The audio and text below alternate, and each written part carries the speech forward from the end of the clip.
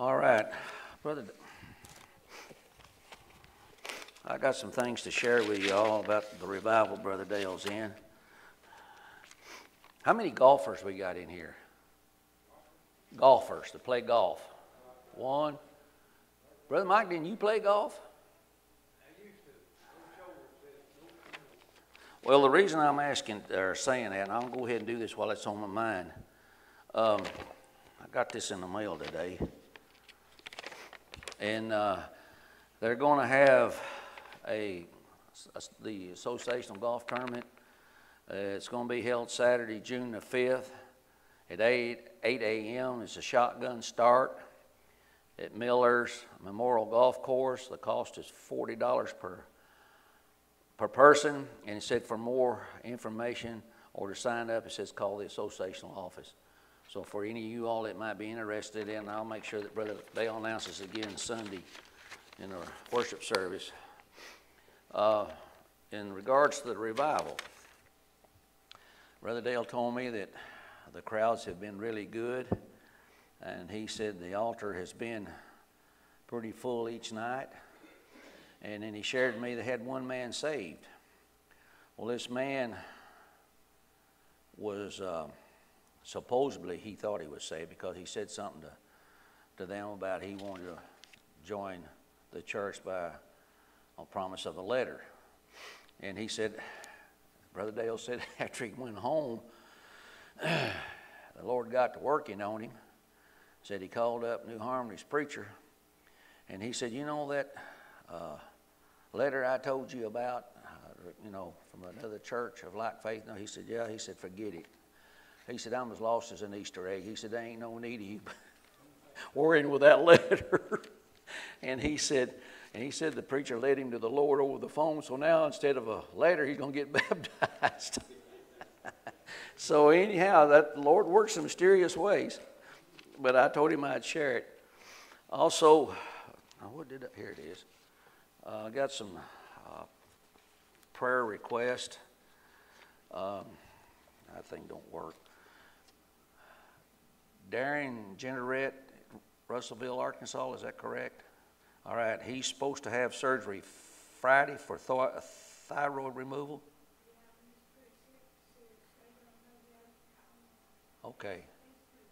All right, so be much in prayer for Darren and Jean and Brenda. Also, Mike Mason, Sue Clary, Kevin Dole, and Hannah Donner. How's Hannah doing with her knee? Good. Mike is home, but he's having some rough days, and he said he would. So continue to pray for him.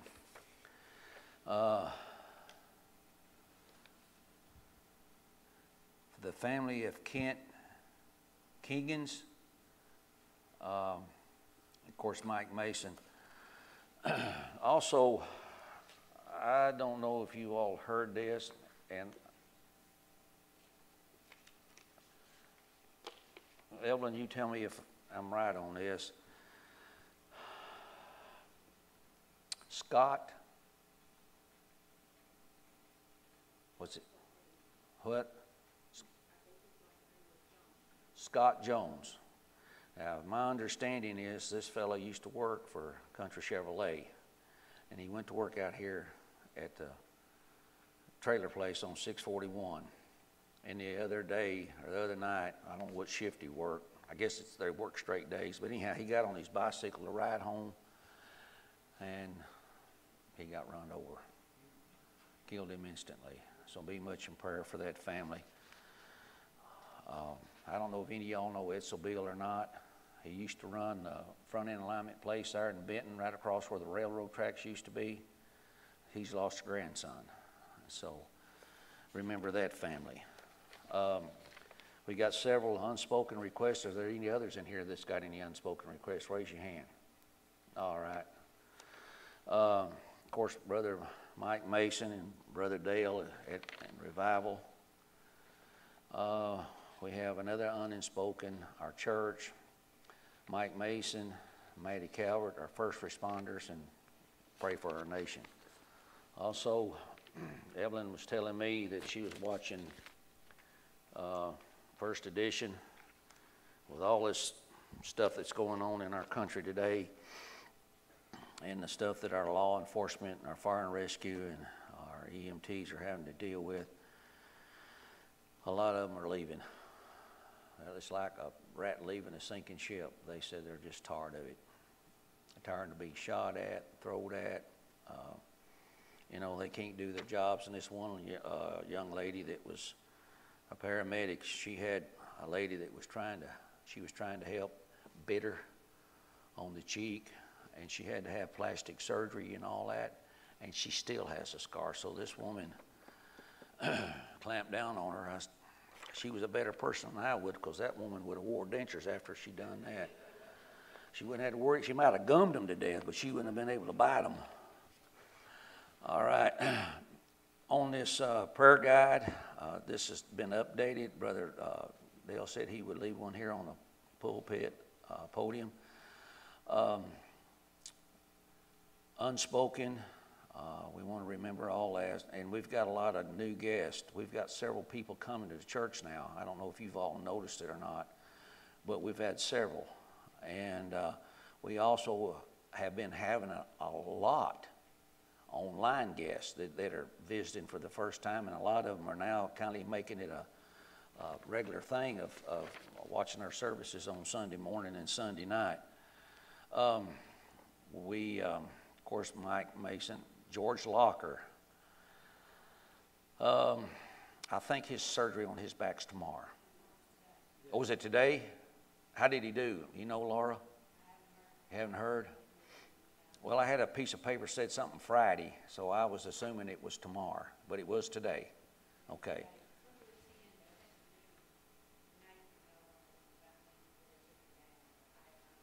Okay.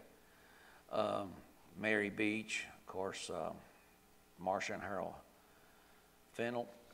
Jimmy, I'm going to ask the question. The plane crash that killed that fella, is he kin to the Garland guy that does those apartments? And it was his son. Are you kidding me? Yes.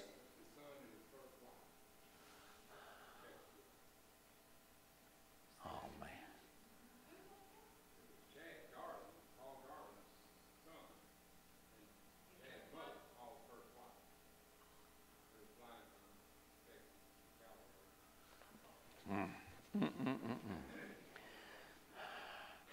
Remember that family.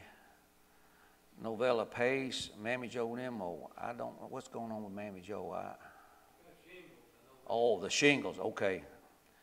Brother Rex Jones, of course, Hannah Darnell, recovering from knee surgery. Tim Graham. I forgot what's going on with him. His foot. That's right. Mark Herndon, Philip Bowerman. Michelle, is she doing all right with her cert? Good. Mandy Bashir, Brad Morgan, Donna D. Shields, Brenda Jordan, Jan McHuston, Freddie Turner. Peggy's doing good with her surgery. Loretta Littrell, how's your mama doing, Brother Mike?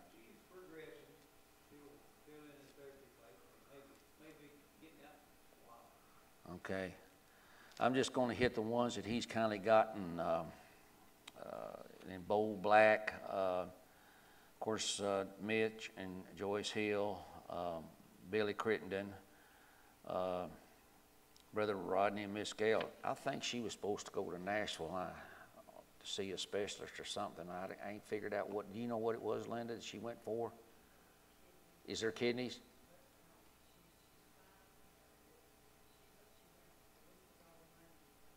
But she's okay. Good. Of course, we want to remember Austin and Taylor and the baby. I've been driving a bus some, taking these athletes from one school to the other. I was pulling in their parking lot to get on the bus, and I looked up there, and I seen Austin's truck and his horse trailer all backed up there at Benton Elementary, and them kids was having them time out there with them horses. So I laughed when I seen that. And of course, Joe Ed Smith Sr., we definitely want to remember him. Miss Bonnie Royalty. I haven't had a chance to talk to Kevin to see how his mom is doing, but she's battling cancer. Of course, Evelyn's brother. My uncle, I got to see him at the funeral, and it's unreal how he looks.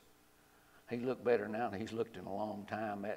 This treatment, that proton radiation that he had, he's put a little weight on, and I told him, I said, man, you look good. I said there for a while, he's getting to be skin and bones, but he's looking really good.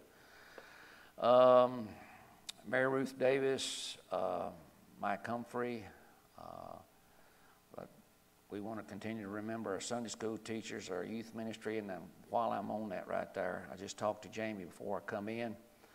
Sunday morning, the youth will be setting up a table out here to sign-up sheet for the directory, and so he'll explain it more Sunday, but people were asking me when they were going to start. It'll be Sunday morning, and I think they're going to, before the service and after the service, and I said there was another time he said they was going to. Of course, remember Brother Dale, the deacons, the visitation, our bulletin mail ministry, and encouraging people to sign for YouTube. The Equality Act. Be sure to call your legislators.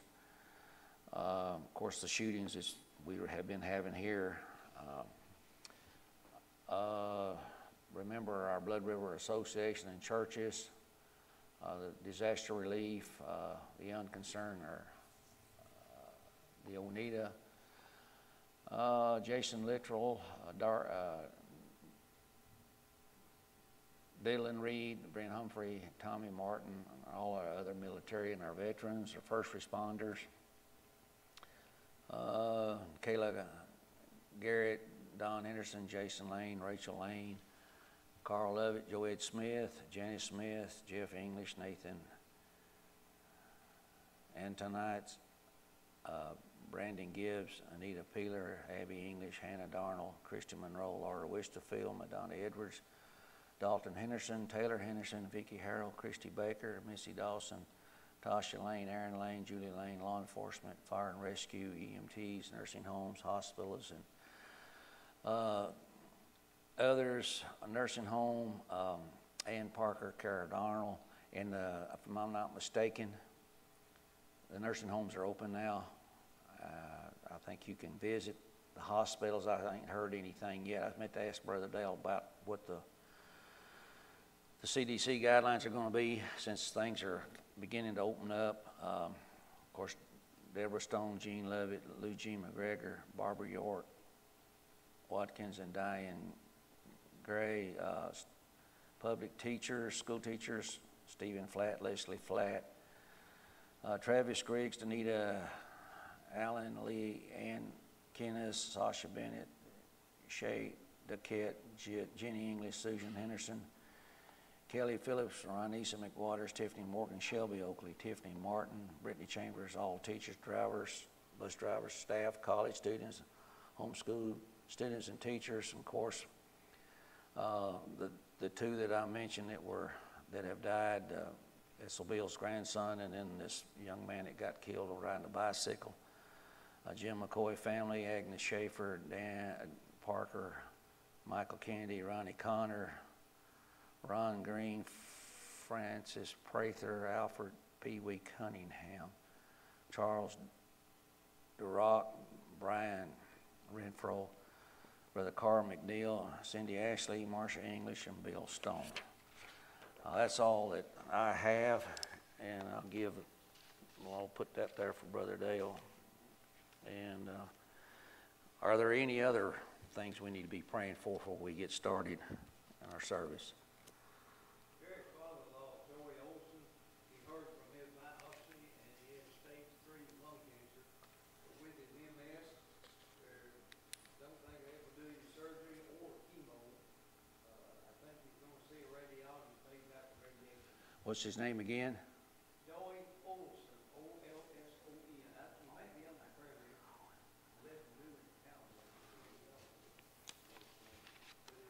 Stage 3 lung cancer. I asked permission to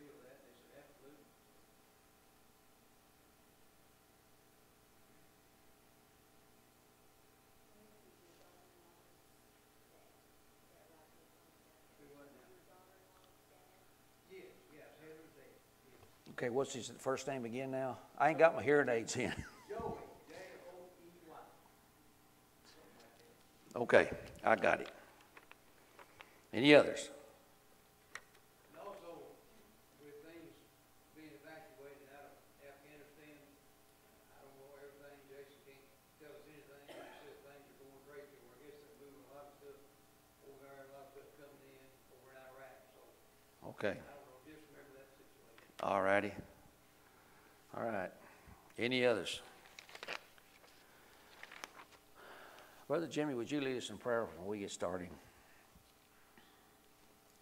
Heavenly Father, we thank you today, Lord. Lord, we thank you for who you are and what you've done for us. Thank you for Jesus and what you did for us on the cross.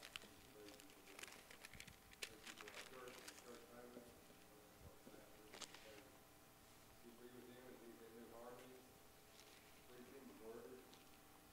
May that survive us. You walk for us and accept Jesus for us too. As you do one more prayer, Father, we serve the land, you know each and every need. Prayers now is to next to these needs and Lord Jesus. Thank you for what you've already done, and we thank you for all the blessings that you give to us. That you will serve the house and stand before us tonight and bring word to us that we can take it to flight to our life. We will be Sunday, and come back to Sunday school, and we'll go back. Lord God, direct us, Lord, I ask you to forgive us for sin. All right. I'm going to be reading some scripture out of Deuteronomy chapter 34, and then I'm going to read some out.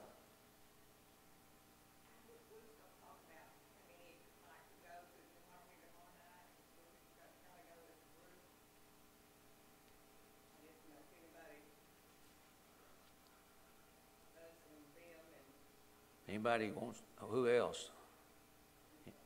The goal for the revival tomorrow night? So it's 2 miles from my house, so I'll drive straight there. Well, all right, any others? We can all be there, so we can all sit together. Okay, was it 6:30 it starts, correct? So we need to get there by 6:15 so we can all kind of get together. All right, those that are planning to go tomorrow night, try to get there around 6:15 and support Brother Dale. I've got to go have blood drawn tomorrow, so I don't know if I'll be able or not, depending on how much blood they take out of me when I go. What I want to talk to y'all about tonight is God's presence. And I want to talk about 2 men in particular. And these 2 men were probably, in my opinion, they wasn't the only leaders that the nation of Israel had that were good. But to me, I think they were 2 of the greatest in the history of Israel. And the reason I say that is that they were able to accomplish a very great task, one which would be impossible for many today. Real leaders are rare, and I say that when you know where I'm coming from when I share this with you. Now, we've got some good leaders, don't get me wrong, but these 2 particular guys, fellas, they were good examples. They would be good mentors to follow, and one of them did. Of course, like I said, we have good ones and we have bad ones. And many men and women are elected and or appointed to leadership positions, but when fared with difficult situations or having to make ethical decisions, they will either falter or fail to act. Others abuse their power to satisfy their own egos. They forget about those who put them in office, and they squander away resources. These 2 fellows that I'm talking about is Moses and Joshua. And Without faithful, ethical, and effective leaders, people are going to wander. That's it. Now, Moses had a very big task. God wanted him to lead approximately 2 million people out of Egypt into the promised land. Now, you school teachers has got what, about 25 in the classroom? It's hard for y'all to herd kids from one area to the other. It's like trying to herd cats. Can you imagine trying to lead 2 million people out of Egypt? And of course, before all this takes place, just as with God, you know, when the time was right, Jesus Christ entered into our world. Well, when the time was right, Moses came into the world, and he had no clue what he was going to be doing when he grew up. He was going to be the man to lead Egypt, or lead the people out of Egypt.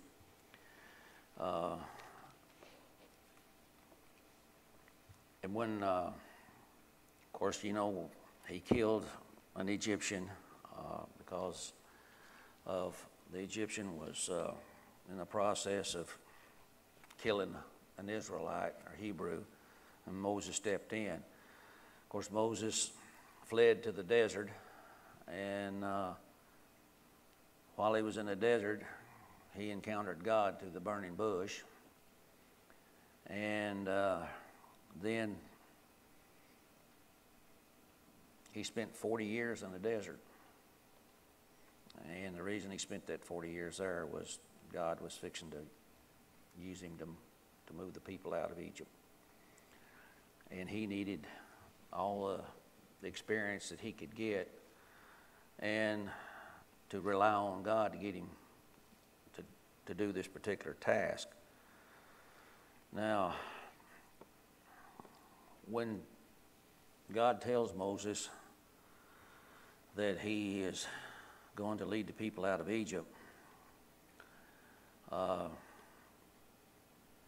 he come up with more than 1,000 reasons why he couldn't do it. You know, God asks us to do lots of things, and lots of times we do, like Moses, we give him a lot of excuses why we won't do it. We're not qualified, or, you know, I don't know that much, and, well, you know, God wants your availability. He'll take care of the rest of it. Moses, I mean, he was educated, of course, being schooled in Egypt, but Moses is also a good military man too. He had a lot of things he had to learn, because what he was fixing to what he was fixing to do required a lot of perseverance. Moses, like I said, used every excuse he could to convince God that he was not the man for the job. After he ran out of excuses, Moses finally stepped up and began the preparation to move the people out of Egypt. Of course, that's where Aaron comes in. He was his mouthpiece, but as Moses walked each day with the Lord, he got closer and closer and closer. And he realized that when he was in God's presence, he was beginning to realize there was nothing he couldn't do. And it wasn't nothing God couldn't provide.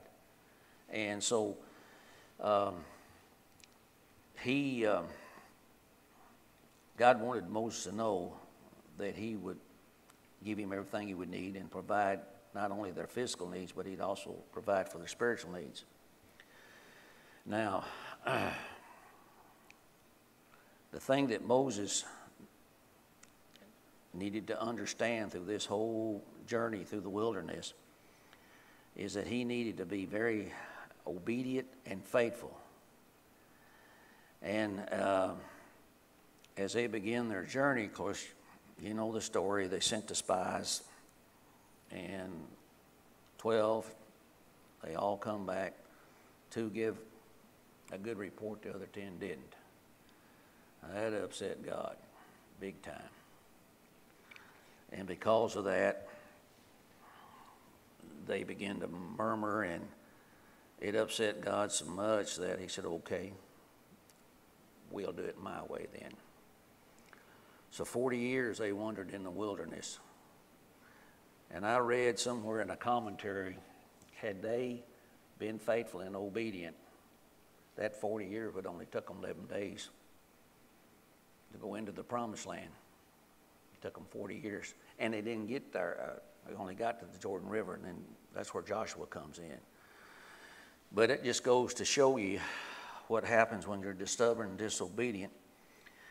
And it seemed like that 40 years, Moses spent a lot of his time interceding on behalf of the people. And finally, everybody has a breaking point. I have one. You all have one. My wife has a bunch.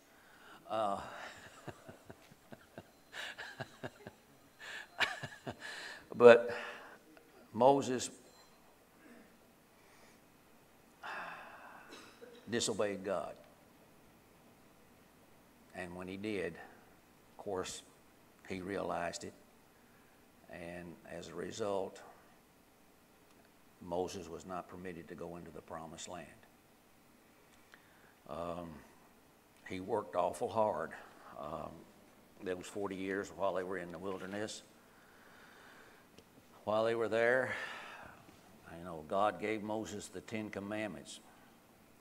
Moses establishes the Passover, the laws concerning the people, civil laws, laws about property, general laws, instructions for regarding enemies, tabernacle instructions, organizing the priesthood, establishing worship, resting on the Sabbath, instituted offerings and of the different offerings like the meat offering, peace offering, sin, trespass, burnt, seasons and first fruits, memorial offerings. And he done all this to prepare the people going into the promised land, because what they were going to deal with there were pagans. And God was trying to get the Egypt out of them, I guess is what you're trying to, best thing I know, so that they would completely and rely on him. Everything that he done in the eyes of the Hebrews, he wanted them to see that he wanted to be their God and to rely completely upon him. And so he was preparing them for that move into the promised land.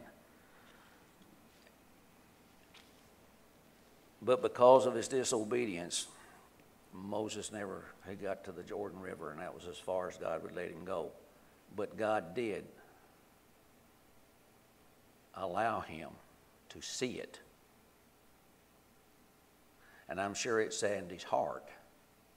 All his 40 years that he spent with those people in the wilderness, training and, like I shared, all those things, that I'm sure his heart was broke and saddened. But at the same time, he understood God too. And he understood that he done a disservice to God, and so he was disciplined, and that discipline costed him going into the promised land. In Deuteronomy chapter 34, starting with verse 5, it says, "So Moses, the servant of the Lord, died there in the land of Moab according to the word of the Lord, and he buried him in a valley." God buried him in a valley in the land of Moab over against Beth Peor, but no man knoweth of his sepulchre unto this day. And Moses was 120 years old when he died. His eyes were not dim, nor his natural force abated. And the children of Israel wept for Moses in the plains of Moab 30 days. So the days of weeping and mourning for Moses were ended. And Joshua the son of Nun was full of the spirit of wisdom, for Moses had laid his hands upon him. And the children of Israel hearkened unto him, and did as the Lord commanded Moses. And there arose not a prophet since in Israel like unto Moses, whom the Lord knew face to face. No matter, he was the only person that ever seen God face to face. And then he had to cover his face with a shield when he come down because he was in the presence. And this is the thing. He only got to see the backside because of the Shekinah glory of God. And in all the signs and wonders which the Lord sent him to do in the land of Egypt, to Pharaoh and all his servants, and to all his land, and in all the mighty hand, and in all the great terror which Moses showed in the sight of Israel. These people witnesses God's act. And but some things about Moses that I read.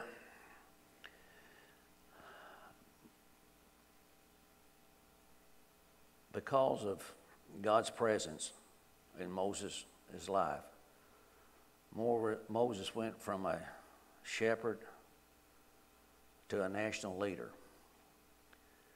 He became a very, very powerful orator. His courage, his humility, and wisdom molded the Hebrew slaves into a nation. Moses knew it wasn't any greatness in himself that made him successful. It was an all-powerful God in whom he trusted. Moses, over his lifetime, grew in his love, respect, and reverence because he walked with him daily, always seeking God's direction and wisdom as he moved the people toward the promised land. And now we're at the Jordan River. They've mourned now for 30 days. Now the man that was fixing to take them into the promised land was Joshua. Joshua, he was approved by God, and you read about this in Numbers chapter 27, verses 18 through 23. And Joshua also was another one of his qualifications was he was one of only 2 living eyewitnesses to the Egyptian plagues and the exodus from Egypt. The other one was Caleb. He was Moses' personal assistant for 40 years. He worked side by side with Moses, and he watched Moses day in and day out.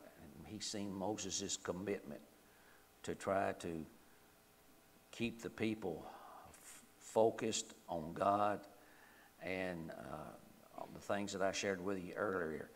He made a big impression on Moses, or Moses made a big impression on him. And of the 12 spies, him and Caleb was the only ones that had and showed the complete confidence that God would help them conquer the promised land.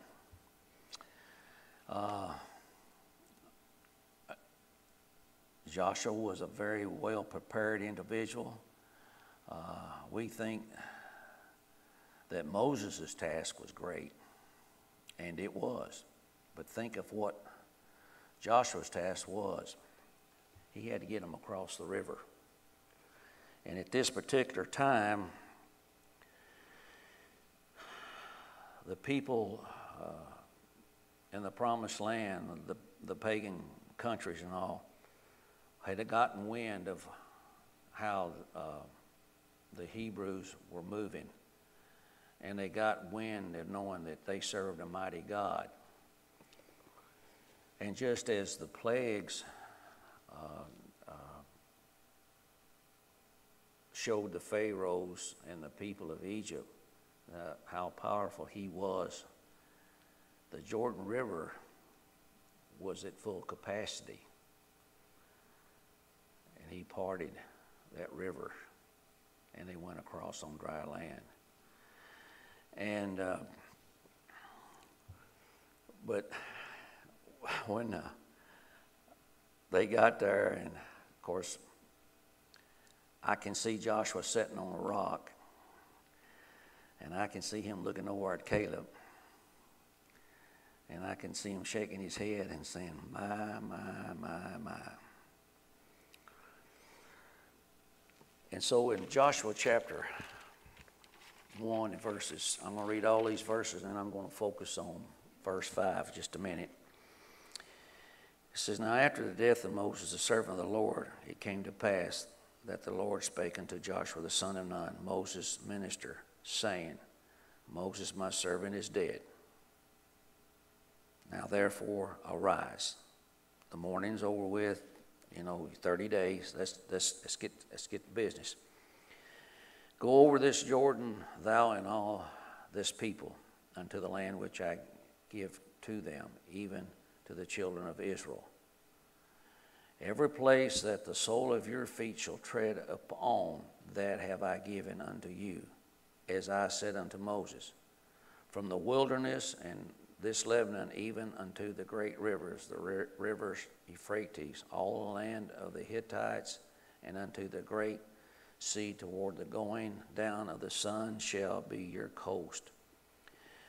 There shall not any man be able to stand before thee all the days of thy life. As I was with Moses, so I will be with thee. I will not fail thee nor forsake thee.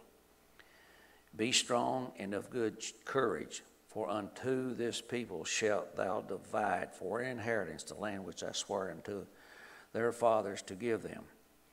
Only be thou strong and very courageous, that thou mayest observe to do according to the law which Moses my servant commanded.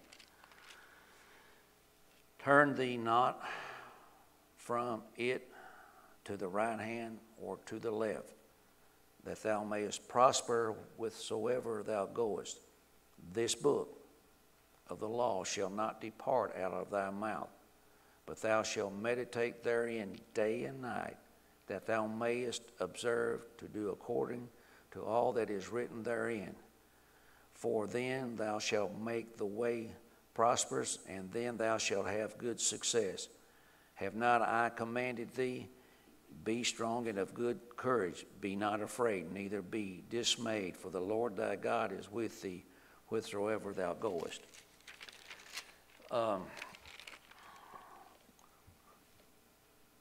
Verse 5, They shall not any man be able to stand before thee the days of thy life. As I was with Moses, so will I be with thee. I will not fail thee nor forsake thee. This is a pretty good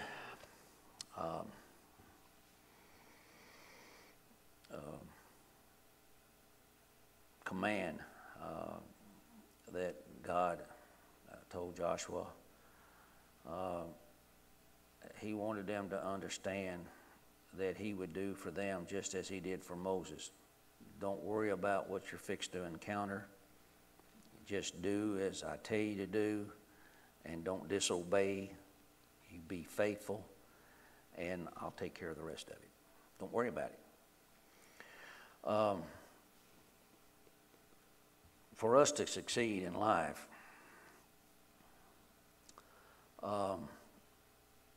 we must obey God.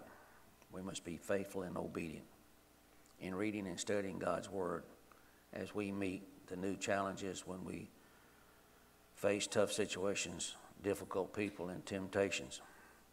We need to claim this promise that I just read. Joshua did.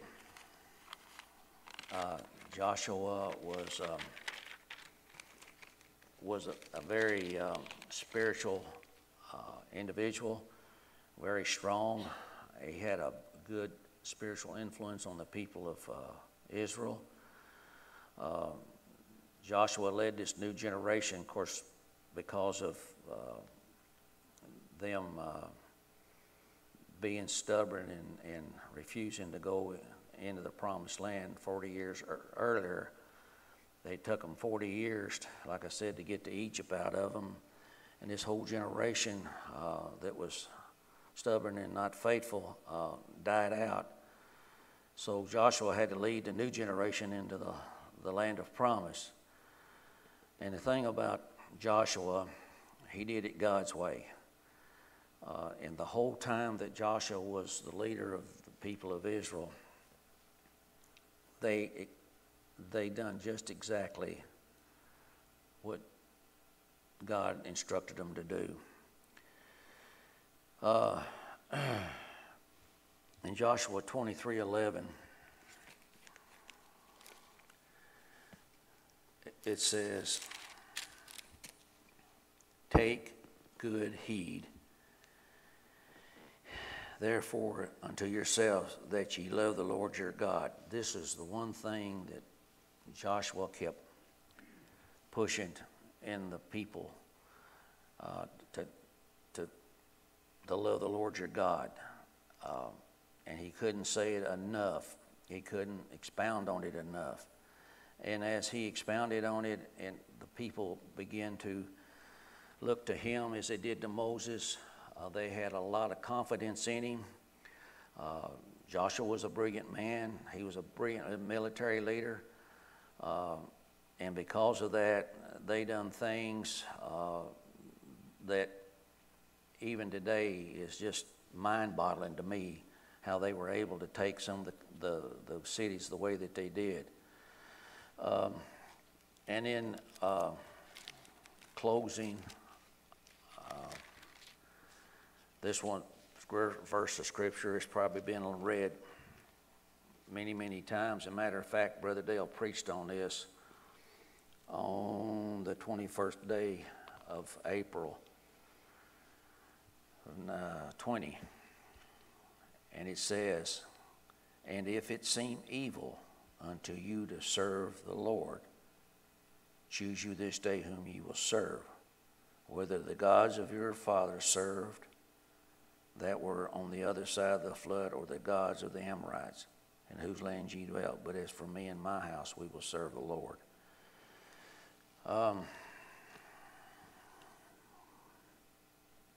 That's a good verse of Scripture to live by.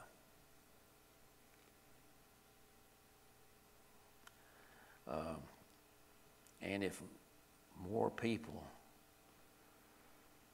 would have the attitude, "But as for me and my house, we will serve the Lord." You know, a lot of parents take their kids to church, but they don't go themselves. And then they wonder why sometimes things happen the way they do. And, you know, we have to be an example. Moses was an example and a very good mentor, because Joshua learned from him. And Joshua was a good spiritual leader, very influential. And his success, and it should be the success of not only them, but ourselves, would be our submission to God and to listen. And when he instructs us to do something, we need to obey. That's hard, because the world itself has got so many things out there, just like the promised land. Those people eventually ended up influencing them instead of them influencing those people there in Canaan. And if we're not careful, a lot of times that happens to us. Instead of us being an influence on people, sometimes we allow them to kind of influence us. And the next thing we know, we begin to get just a little further away from God each day. And then we wonder why, when we are faced with some kind of dilemma in our life, we wonder, well, I don't understand this. And we a lot of times want to blame God when really we need to be blaming ourselves. He didn't move, we did. And that's what happens a lot of times. Well, people, that's all I've got.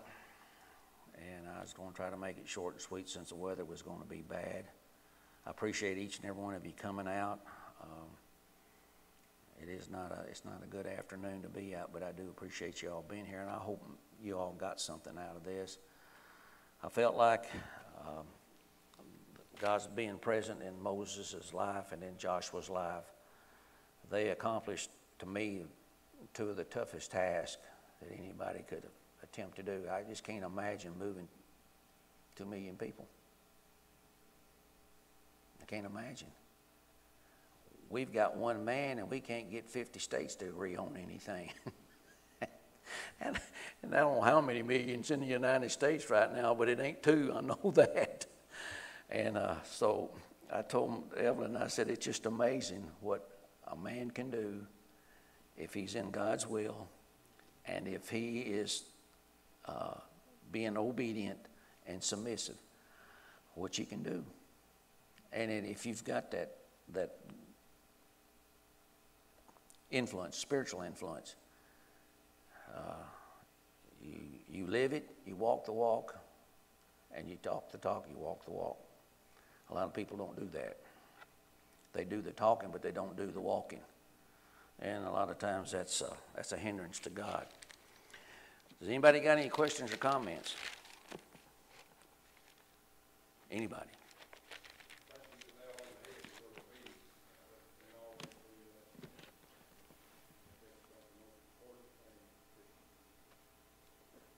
Right. Anybody else?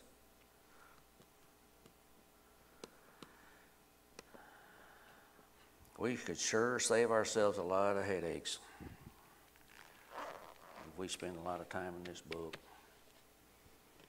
And a lot of it I still don't understand. But stuff that I guess the reason why is God's not ready for me to understand it yet. He's running out of time because I'm getting old. A word from anybody before we dismiss. Brother Mike, would you dismiss us?